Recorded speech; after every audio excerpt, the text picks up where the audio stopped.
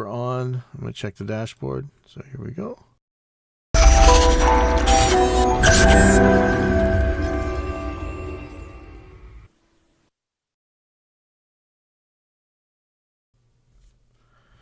Okay, welcome to Evidence-Based Audio Engineering and Education. This is number 122, and this one is called Not Vaporware, which I'm so thankful about.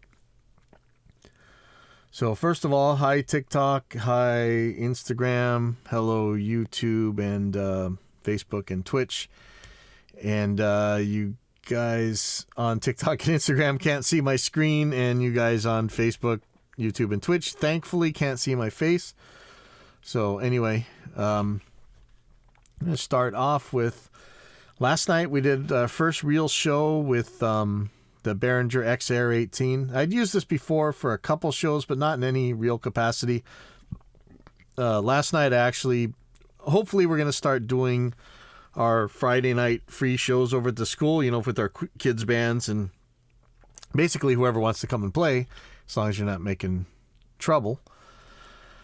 But what I really want to do, I forced myself. I bought a new PA system because all our kids' bands, they've gone off to college for the most part, and I'm trying to force myself to build new bands.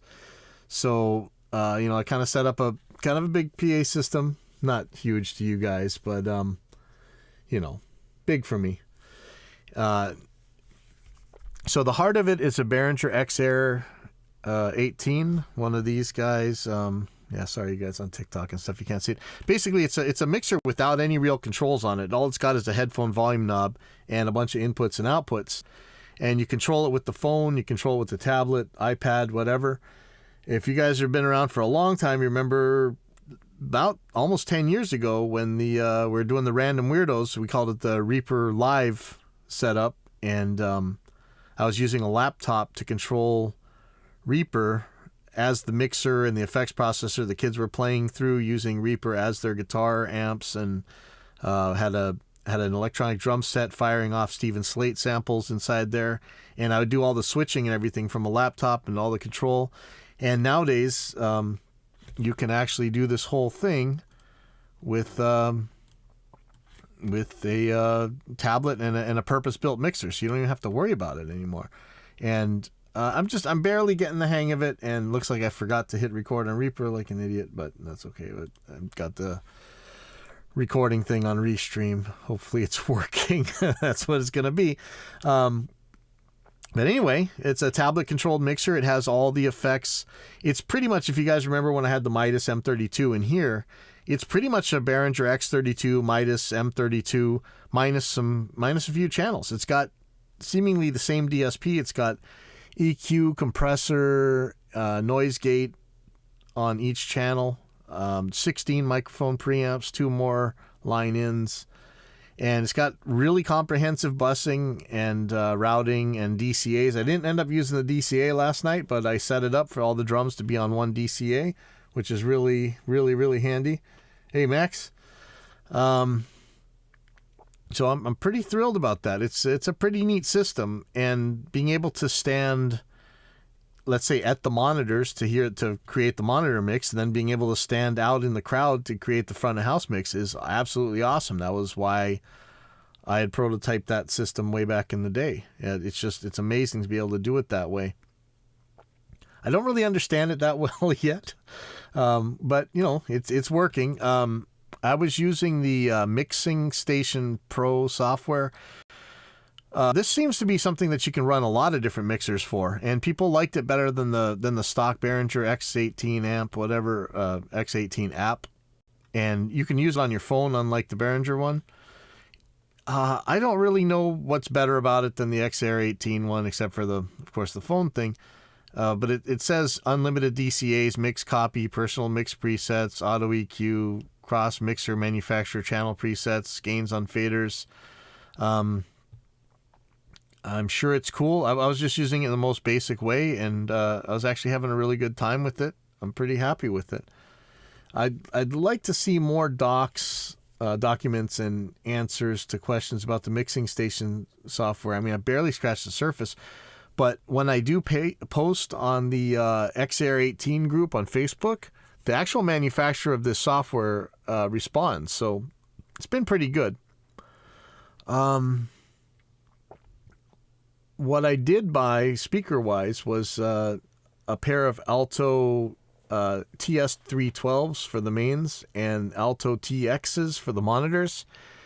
If you guys remember the bringing the studio to the stage articles on pipelineaudio.net, I had been using an Alto TS210 as my full-range flat response guitar modeling cabinet, and I love it. I can't believe how light it is, how insanely loud it is, and how amazingly flat it is sound-wise.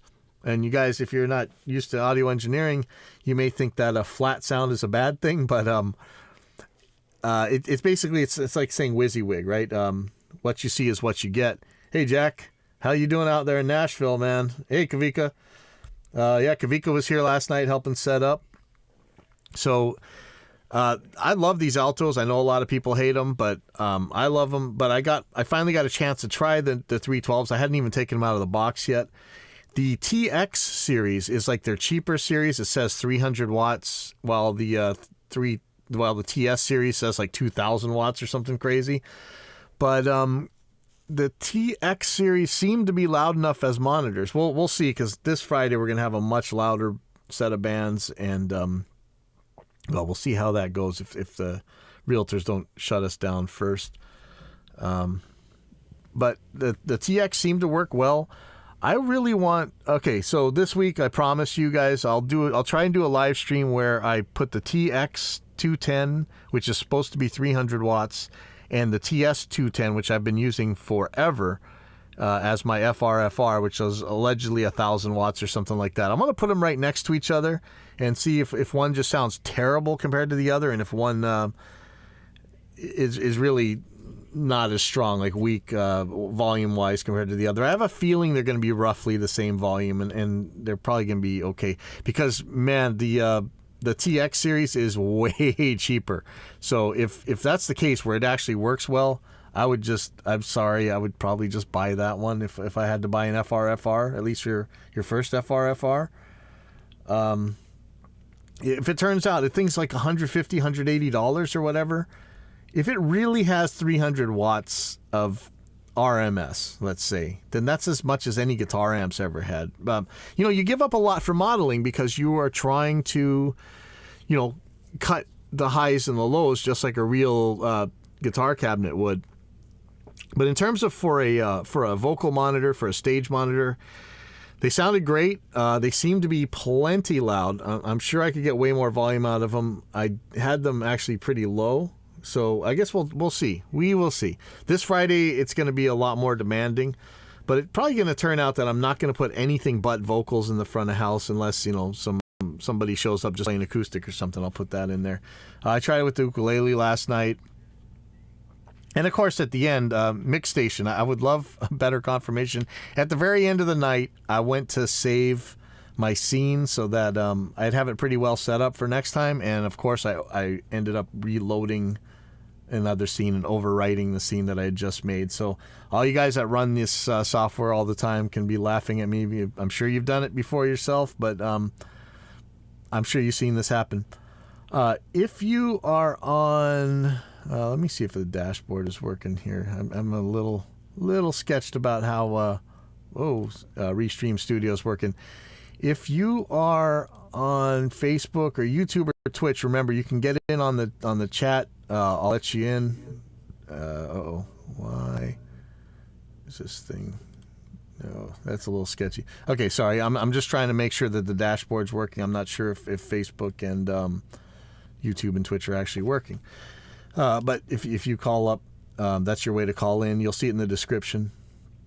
Let me stop battling about that. Hey, Mana. Okay, so the next thing was, I wasn't too thrilled with the ProLine speaker stands. We had some brand new to the front of house to the PA system type people try and put the speaker pins in, and they stuck it in the adjuster and actually stripped it. So that thing is that easy to strip. So I'm a little bit sketched out on those things. They also didn't have those, third kind of adjuster for the front leg to keep it for tilty stuff. But the bag is nice, and it came with some plastic inserts that I have no idea what in the world they're for. Okay. Also, we got, so it was these Pro-Line speaker stands. It did come with a nice bag. See, Alto 210, 310. We gave the, digital reference. Everybody's got these El Cheapo 58, SM58 kind of handheld vocal mic copies. We gave those a try last night. They were the Digital Reference DRV 100 dynamic cardioid handheld microphones. They're $40, about the same price as the Behringer XM 8500s, which I know you guys hate, but we've had very good luck with. But we can't get any stock of those things lately. The Digital Reference ones seemed fine. I'm going to give them a much better shot later on. But our kids have been buying them around here and using them, and they've been okay. I'm sure the cork sniffers really hate these things, but, The other thing that I bought for the drum set was the Digital Reference DRD K7 7-piece drum mic kit. And if you guys watched our videos on the Pile, the $100 mic set, is a whole $100 for a whole drum mic set. Had a kick drum mic, 3 tom mics, and a snare mic. And those 4 mics were clip-ons. And it also came with 2 tiny pencil condensers for like your overheads or your hi-hat or whatever. These things were every bit as good sounding, if you can call it that, as that $100 Pile. And if you did watch our videos on that, spoiler alert, if forced, I could very easily make an excellent drum recording on either set of these mics, the $100 ones or these $200 ones. No matter what the cork sniffers say, if you go and watch our videos, you'll see that I was able to make them sound very, very good. Yeah, $100 for the Pile set, $200 for this Guitar Center Digital Reference 7-piece set. And everybody will make fun of you if you buy these, but if you know what you're doing, you can make them sound just fine. We'll see how long they last. Maybe they break easy or something. We'll see. But for $200 to get a drum set mic set. The other thing was, if you watched the in fact, I'll pull this up. Pipeline Audio. Ooh, no, not the admin. You guys don't want to see that. Let me go to when we actually did these real gear measurements and I did the direct box test. There was a Rapco DB100. It was like a $30 DI box, and it held its own with the Radial JDI, which if you guys are on Instagram and TikTok, a lot of people like to say the reason, I always test things and somehow they sound better than the real thing. Here's the real thing in my hand right here. Sorry, YouTube guys, you can't see this, but you guys know I own this stuff. You see it on all my videos. This is a Radial JDI. This is the cream of the crop direct box. This $30 Rapco DB100 was just as good in the distortion, just as good in the noise, and just as good in the frequency response. There may be other things. This thing is built like a tank. You could drive over it. So maybe that's why you pay more for the Radial. But actually, that Proco DB100 is built like a tank as well. So they stopped making them, of course. What they do make now to replace it was the Rapco Horizon DB1 direct box, and I bought 3 of those. We gave those a chance last night. They were like $30 from Guitar Center each. But crazily, confusingly, nuttily, Rapco Horizon also makes another box called the DB1. It's green instead of black, but they're both called DB1. They're both made by the same company. Kind of insane. One's the DB-1 and one's just says DB1. But, I mean, come on, guys. That is about as confusing as you can get. The green one is a lot more. MSRP is $158 compared to, like, what is the other one? Is like $47. It comes with a high cut or a flat switch, and probably, it looks like, I can't tell. Maybe it's got a speaker direct box on it or something. But really, I'm gonna run our same test through the DB-1, the $47 one, and if it turns out as good as the old one did, man, that is a screaming deal, because it's built like a tank. It's real good. We shall see. It sounded fine when we plugged an ukulele into it. I think that's all we did last night. But I ran. Let's see. We ran some keyboards. We ran drums. We ran vocals, and ran the ukulele. We'll be doing the probably an acoustic guitar next time. But with these kind of shows that I'm doing here, actually the band was in front of the mains. They had their own monitors, but actually the monitors were in front of the mains for part of it. So I'm not sure. Maybe we're going to reconfigure where the band is, but I don't really have the space. So we shall see. But I was pretty happy with the DB1's performance last night. Well, I'm like I say, I'm going to test it. We're going to see what the frequency response is. Pretty neat stuff. I don't know if I'm going to fire up the old Apogee converter for that. Probably just going to stick one of these outputs from the Focusrite into it, and I don't care. I'll you know what I'll do? I'll do an AB with the radial on one channel and the and this thing on the other side. So we'll see. We'll see. You know, Tyler. I don't know if you're watching, but we're on the live stream right now. So quit messaging me. Just jump on the live stream. Anyway. If this thing turns out good, this is going to be a hell of a deal for like $30, $40, whatever, at Guitar Center. So, hey, Michael Ross. But, hey, sorry. Audio is confusing enough, so please don't name two direct boxes the exact same name from the same company. Just that dash doesn't really help all that much, so it's kind of nutty. Okay, so I was controlling the XAir 18 with a Galaxy Tab A. Actually, that's what I'm talking to Instagram on right now. Galaxy Tab A7. So that's an Android device, not an iPad. Because I wasn't really too sure how to lock my iPad down so somebody didn't get into my bank account while I'm controlling the mixer. So be aware. What I wanted to do was take these scenes and save it to my email, like email myself a scene. Like I say, guys, when you're doing computer stuff, send a request to be in my live video. Let's see. I didn't see that. Where? Jack, I'm not... I don't... Did you do that on Instagram? I don't know how to do that. It says sent a request to be in your live video. I don't know how to do that on Instagram. I'm sorry. If you want to be on the... if you're on YouTube or whatever, you can just click that in the description. It has a way to actually get up on Restream with me. So yeah, I'm not sure how to do that. Where was I? Okay, yeah, that's right. I was using an Android tablet, and I wanted to, like I say, guys, if you're on a computer or whatever, if your file doesn't exist in 3 places, if it's not backed up to other places, it doesn't exist. That's a good rule of thumb. We've all lost stuff on the computer. And so what I wanted to do was take my scenes from the XAir 18. Basically, it's what saves all your settings, your show settings and stuff, and email it to myself and save it in a couple other places.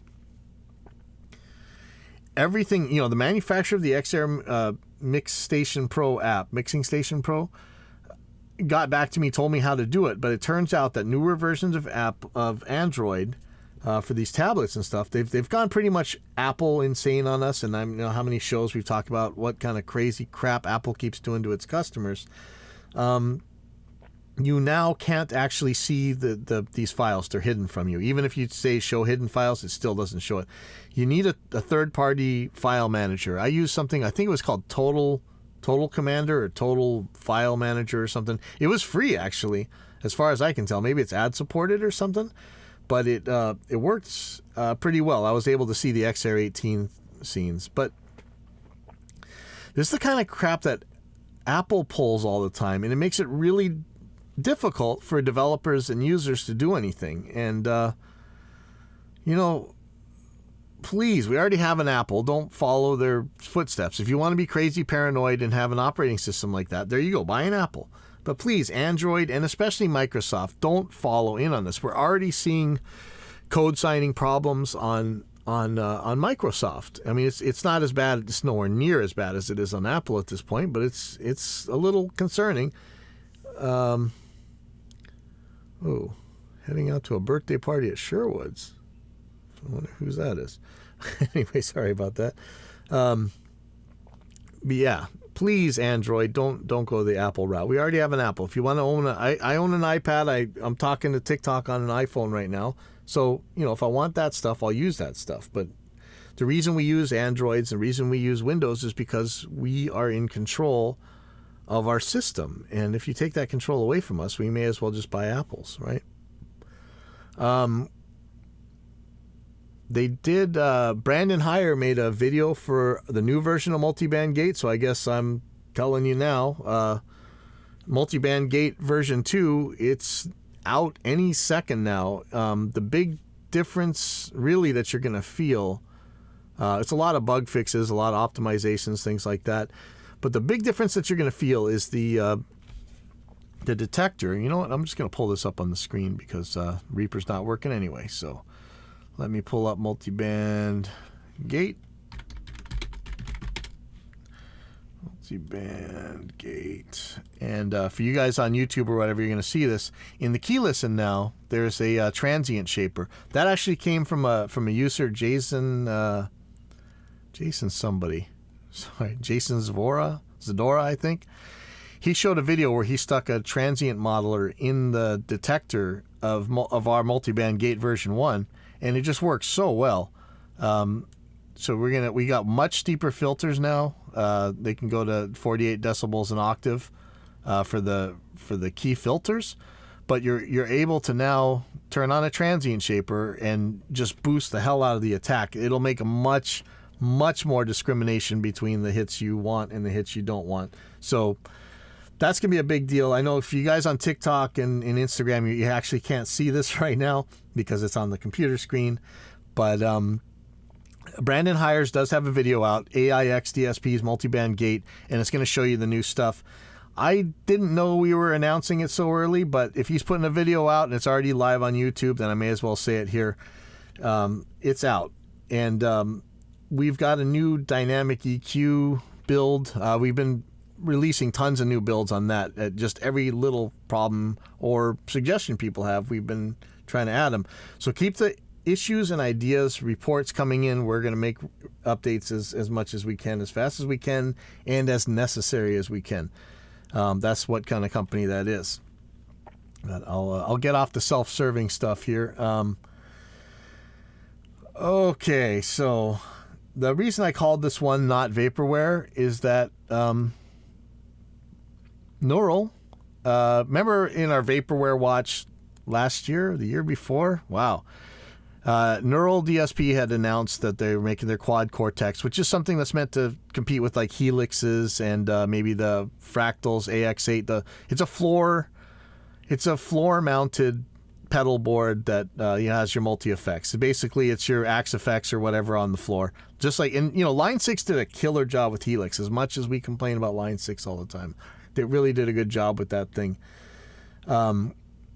Now, Neural announced this quad cortex thing, and people, we've done a show before about ABX testing the Neural DSP VSTs versus other DSPs because people were, it was like this, to me it's cork sniffing.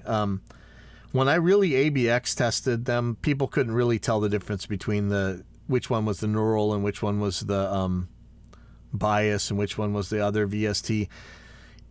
I don't think that they're really that magical as people were claiming, but it's a good company. They're making good stuff. So the quad cortex looks good. It doesn't have a built-in expression pedal the way the Helix or the Pod Go do, or some of the others actually.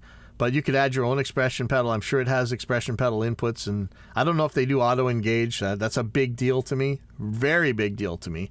But the main reason I'm talking about them is that they they have the article out, Quad Cortex Development Update, June 2021. So not only was it not Vaporware, because they did eventually end up building and selling this thing, which we were worried about, but they're putting out updates. So it says June 2021, they had a development update. We're making fantastic progress with Core OS and developments on Cortex Cloud. We previously intended to release Core OS 10.0.4 to bring the delay and reverb optimizations and auto engage feature forward. Nice. So it looks like they are working on an auto engage. Maybe they already had one, they're just fixing it. But it said, as 1.1.0 progressed quicker than anticipated, we have decided not to make 10.0.4 available and will instead release 1.1.0 in its place. Beta testing for 1.1.0 has already begun, and we expect to have it available within the next couple weeks. Nice. So they're still developing. That's kind of scary if they didn't have auto engage. I can't imagine they wouldn't. But let's see. It's the biggest release so far. Fixes and changes, delay and reverb, expression pedal auto engage. I guess they didn't have that. Wow. New flanger, several user experience improvements, plate reverb, shimmer, pitch shifter, harmonizer, freeze, and all new amps are still being developed. So does that mean they don't have a harmonizer? I was wondering about that, because that's kind of the one you always catch, whether they really pulled off a harmonizer or not. They say we have shipped over 5,000 units now. That's nice. My thing about Neural is that they're... How do I say this nicely? Their VSTs, Helix, when Line 6 did their Helix, they actually made a Helix native that allegedly, and I'm pretty sure this is true, is exactly the same DSP that you get in the Helix pedal board in a VST format. Neural could do the exact same thing. You remember for the first 10 years at least of DAWs and VSTs and stuff, people were claiming that the reason they couldn't make their real guitar processors or their real reverbs is that it just took too much DSP from the computer. Computer couldn't handle it. We know that wasn't true. Obviously that wasn't true. It might have been true in the 386 days, and to some extent it's true for super low latency real-time stuff. Fine. The DSP of these 1980s reverbs, it's not even what a calculator can do today. So, I always said, give me a break with that. And obviously you could put the reverb DSP in. Amp modeling was the same thing. Don't tell me that these amp modeling DSP units needed so much more CPU power than a computer could put out. You guys are full of crap. And we knew it. And the Helix really showed it well. How many times we talk about Universal Audio and their claims about how you need DSP, and it turns out that's not true. I hear the UAD has gotten way better now, so I'm trying to stop bashing them all the time. Neural could put this quad cortex as a VST. Axe-Fx could put all their DSP as a VST. But instead, what Neural gives us is like table scrap, kind of piecemeal, one at a time amplifiers. So you get your Soldano and your Archetype Gojira and Corey Wong and Fortin Cali Sweep. You buy all these different amplifiers, VSTs, for £100 a piece. I mean, after just a couple of these, you could have bought the quad cortex, but I'd rather have it in VST format. I know you guys want hardware, but if I need to run two different things in real time on the computer, I want software. So these guys are still putting out table scraps, and they definitely have more pieces than it would cost to just buy the whole damn thing already anyway. So I don't know. I really like what Line 6 did. As you guys know how much I bash Line 6, but I really like what they did with Helix Native. And I think what they say is you can build your Helix native thing and export it to the actual Helix unit, which is really handy. Neural, you could do the same thing. I know that quad cortex is a dongle. UAD, your chips are dongles. May as well just make the native version. Okay, and then there was a question about on the gear page about what was the question? What do you think of the Proco Evolution cables for playing live sound and in the studio? And if there's much difference between the Proco and the Mogami Gold? Let me see. I haven't seen the actual Proco Evolutions, but I'm gonna take a look at what they're using for. These aren't molded ends. Okay. When it comes to cheap cables, cheap studio cables, cheap live cables, whatever, the big one for me is the connector itself. If you're using a molded end, that means I can't fix the connector. I'll have to cut it off and solder in another one that I'll buy. Sometimes that's not so bad. But still yet, I mean, that's going to be the big deal. I'm sure Mogami's using good Neutrik type connectors. For the kids' new stuff, I've been buying stuff like this off of Amazon. I know, again, sorry, guys. I think this is from a company called GLS. It has a Neutrik style connector. You guys on TikTok and Instagram can see this. It has a Neutrik style connector, and I could solder this very easily. Here's my soldering iron right here. Could very easily fix this thing. If it has molded ends, that sucks. I mean, if it's 1/4 inch and molded ends, you're just throwing those things away. If it's XLR and molded ends, you're probably throwing them away if they go bad. But you can always solder another cable onto them, assuming the cable's good. Usually the cable's pretty good. The difference for me with the Mogami stuff is that when you got a giant patch big one, and you got, let's say, 4 rows of 24 in one single tiny patch bay, you're talking about 96 sets of connectors, right? With 3 apiece. So it's a lot of connectors inside that thing. Mogami has a thing called Easy ID. So does Gepco, where it's really easy just by looking at the colors of the cables to tell which one of those 24 cables it is. Which one's hot, which one's ground, which one's negative. It's really easy to tell. I don't know how the Procos are. They may color code them easy, may not. But in terms of sound quality, unless they're really crappy, I mean really crappy. For a long guitar cable, you might have some capacitance problems, allegedly. I don't think you're ever going to hear it. Maybe some noise. But if it's a balanced cable, these Proco ones look pretty good to me. They're using metal connectors that looks like you can fix them. The connectors themselves look to be like a Neutrik style. I'm sure they're not real Neutrik. I guess they could be. Wow, man, these things are expensive. Yeah, this one says Neutrik. These are real Neutrik. I wouldn't even bother. I would actually buy cheaper ones than this. I keep buying those GLSs off of Amazon, and I've been fine with them. The big deal with metal-ended cables that aren't obviously just cheap pieces of crap is when they're Canon-style female XLRs. The males seem fine. They might come with crappy wiring, and you might have to resolder them yourself or whatever, but I've never had trouble with the GLSs or any of the more sensible ones. It's the female XLR. The female pins sometimes are too big and too loose, and so you get an intermittent connector. And with phantom power, it's always a real problem. But with phantom power, it's an extra big problem. That's the only difference I'm really seeing. And it looks like these Proco Evolutions are pretty expensive anyway, so I wouldn't be too worried. But yeah, that's the one to look out for. Molded ends and loose female pins, which is, you may not be able to tell until you get them in your hands. Other than that, make sure it's a cable that you can coil pretty well. I was teaching the new guys last night how to coil up cables, and these things don't throw out straight if you're used to being able to throw a cable in a straight line.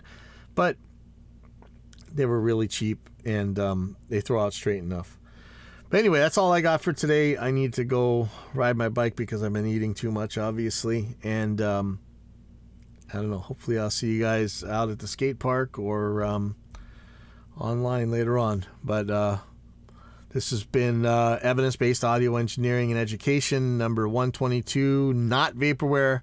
Thank you, Neural, for proving me wrong, because I really thought you guys were going to be a Vaporware. And at the very least, Abandonware, and you haven't abandoned it either. So good on you. Good on you, Neural DSP.